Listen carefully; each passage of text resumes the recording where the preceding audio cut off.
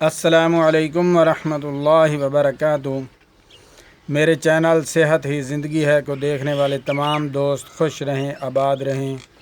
اللہ پاک آپ کو بہت ہی تندرستی اور صحت والی لمبی زندگی عطا فرمائے۔ آج میں آپ کی خدمت میں دو انمول تحفے لے کر حاضر ہوا ہوں۔ ایک جو جب سردی شروع ہوتی ہے تو خارش ہونا شروع ہو جاتی ہے سردی کے موسم میں، اس کے لیے ایک لازوال اور لاجواب نسخہ، اور دوسرا لکوریا عورتوں کے لیے خاص تحفہ۔ جیسے مردوں کو بیماری ہوتی ہے احتلام کی، جریان کی، اس طرح عورتوں کو یہ عام بیماری پائی جاتی ہے، اسے کہتے ہیں لکوریا۔ اور میں آپ کو آج بتاؤں گا جو سردی کے موسم میں خارش ہوتی ہے اس کے لیے بہت ہی آسان ٹپس۔ آپ نے کیا کرنا ہے، سب سے پہلے گندھک آملہ سار آپ نے 50 گرام لینی ہے۔ گندھک آملہ سار 50 گرام لے کر اس کو کھرل میں ڈال کر بالکل اچھی طرح باریک کوٹ لیں۔ جب وہ بالکل باریک ہو جائے اس کو کھرل سے نکال کر رکھ لیں، اور پھر جو ہے مشک کفور 10 گرام اس کو کھرل میں ڈال کر باریک کریں۔ بالکل باریک جب ہو جائے تو اس کو باریک کر کے چھان لیں۔ ایک دفعہ چھان کر پھر دوبارہ رگڑیں، پھر دوسری دفعہ، پھر تیسری دفعہ، کم از کم 4 دفعہ مشک کفور کو اس طرح باریک کریں کہ بالکل جیسے کپڑ چھان کہتے ہیں، کپڑ چھان ہو جائے۔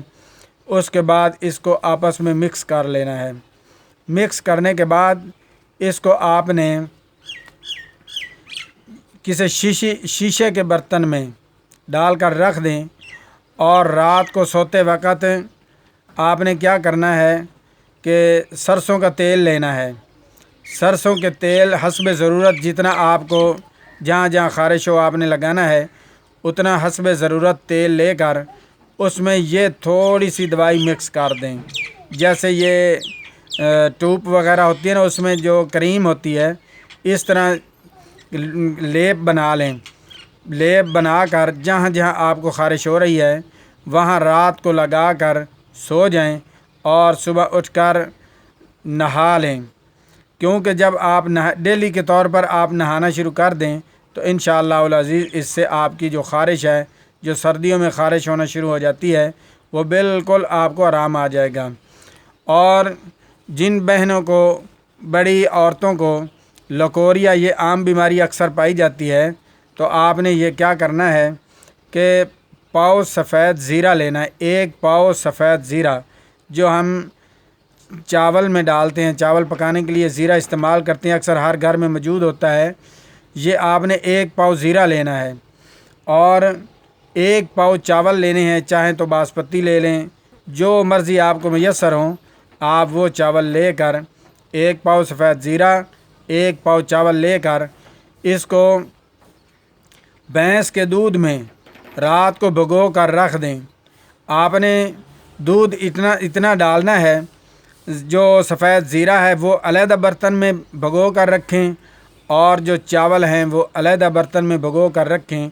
دودھ اتنا اس میں ہو، جب آپ دودھ اس میں ڈالیں گے تو چمچ وغیرہ سے اس کے اندر ہلاتے رہیں، بالکل دودھ کے اندر یکجان ہو جائے تو دودھ اس کے اوپر چڑھ جائے، یعنی کہ دودھ اس سے تھوڑا سا زیادہ ہو تاکہ یہ دودھ کے اندر ڈوبے رہیں۔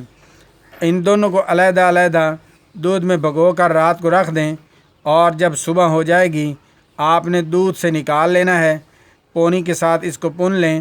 پوننے کے بعد آپ اس کو خشک کر لیں، دونوں کو علیحدہ علیحدہ خشک کر لیں۔ جب بالکل خشک ہو جائیں اور جب کوٹنے کے استعمال میں آ جائیں اس وقت آپ ان دونوں کو علیحدہ علیحدہ کوٹ لیں، بالکل باریک کر کے ان دونوں کو آپس میں مکس کر دیں۔ مکس کرنے کے بعد حسب ضرورت آپ نے اس میں مصری ملانی ہے، جتنا آپ کا دل چاہے اس میں میٹھا ڈال سکتے ہیں، اور چینی وغیرہ، گڑ وغیرہ وہ استعمال نہیں کرنا۔ اس کے اندر صرف اور صرف آپ نے مصری ملانی ہے۔